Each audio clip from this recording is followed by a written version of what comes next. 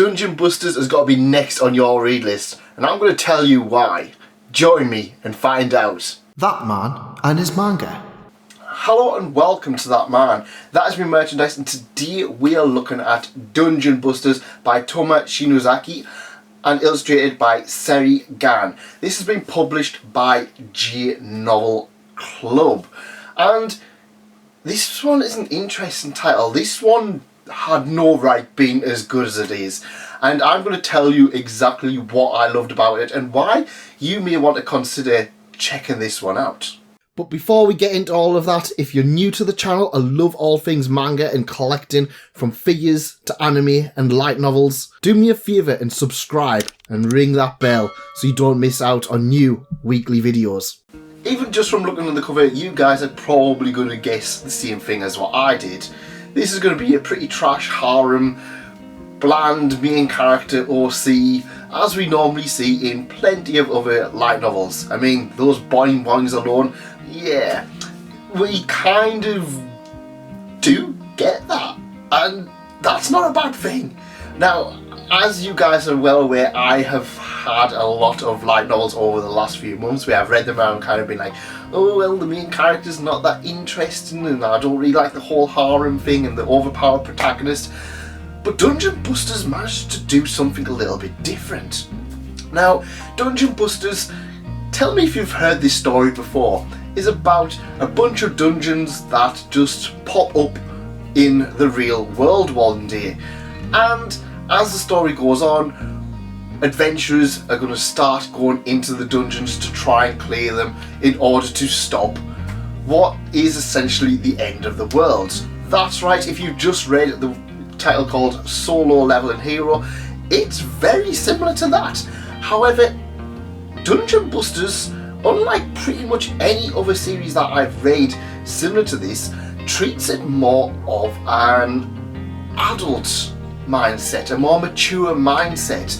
The main character, he starts off, he's overweight, he's not very popular, he just kind of slobbers around the house, and he wakes up one day to discover that he has a dungeon in the back garden. He just wanders along and there's steps going down randomly in the back garden. He goes down and touches the door, and he is then soon realizes that he is going to be the first contact. He's given some special skills, which essentially means he can carry unlimited cards, and he gets the special skill Card Gacha.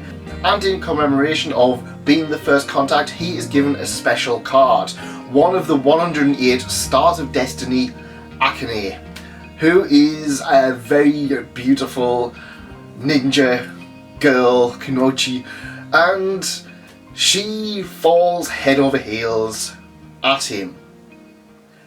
What soon ensues is him slowly getting to grips with this whole card gacha system and slowly learning the rules of the dungeon. The card gacha system means that if he picks up dropped monster cards, at the beginning there's like 1% chance of being dropped. If he gets enough of them, he can turn them into a gacha and turn that gacha into potions, high potions, items, weapons, you know, the usual kind of random drops. And straight away I thought that was an interesting design. I mean, I haven't really read many other titles that have this whole gacha system, and it's something more relatable. At the end of the day, we all know what a gacha's like. You roll and you get something good. Most of the time you're probably not, and I like that approach. I like that whole build up because it automatically felt different to pretty much everything else that is around there. So already we have an interesting system of the way the dungeon's going to work. Also with the dungeons, they run at a different time frame to the real world. So he can go down there and be down in a dungeon for a full day and then come up and only about half an hour to an hour has passed. This means that he can train in the dungeon, and of course, as to be expected in this kind of series, he starts to get more and more powerful.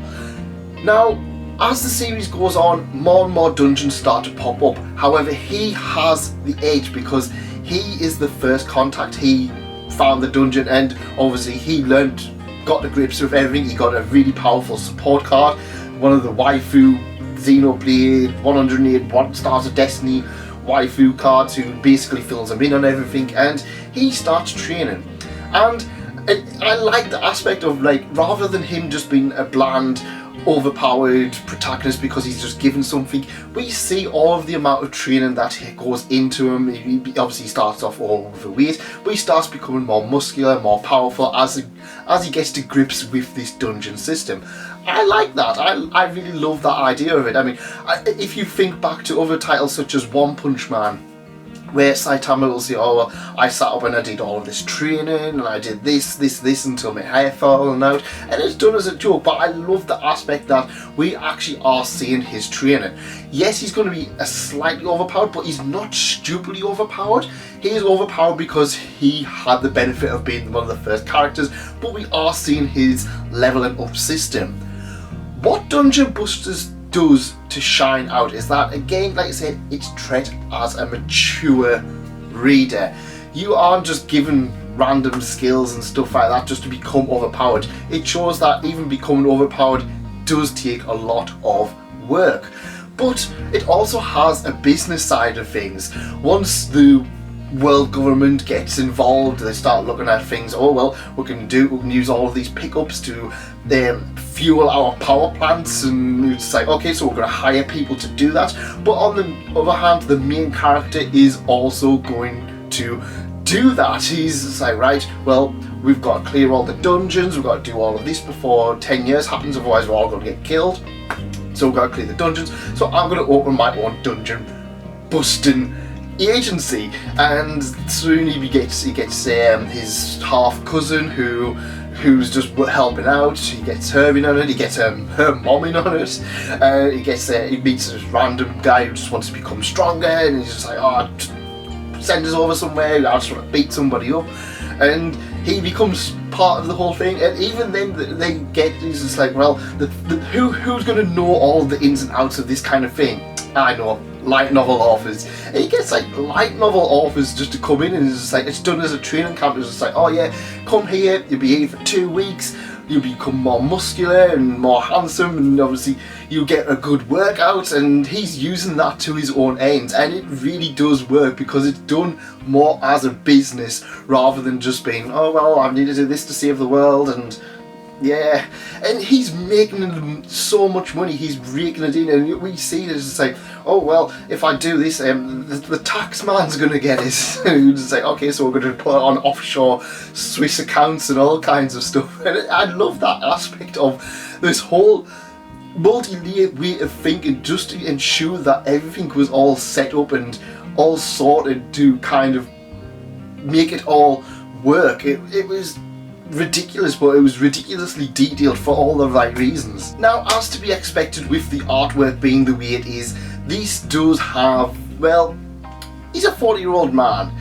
He's not going to reject the spurring of a beautiful ninja girl for all that time. And we do have a lot of moments where he's just kind of like, it's just, sex is just kind of tread normally. He's just like, at first he's just like, right, well, I'm not interested. Then as it goes on, he's just like, yeah, I'm sleeping with her, and it's kind of like she's wanting to have me every night. And I kind of like that aspect. It's not delved on too much. Now the artwork is clearly done by a hentai artist, so the artwork is very much kind of very tight fitting clothes and boing boings all over the place, but it's not done bad, and it kind of feels, again, that is another mature aspect of it. The main girl, the ninja girl, she starts off and she's just like, well, I don't find him attractive.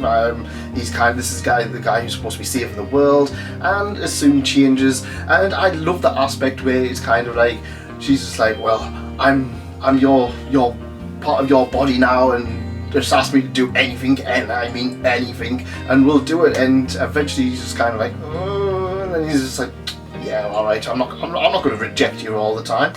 And I like that. I mean, there is some things where it kind of felt a little bit awkward, where it's kind of the half cousin and her mom start getting involved with things, and I was just kind of like, oh, we're kind of going to have this like weird incestuous thing.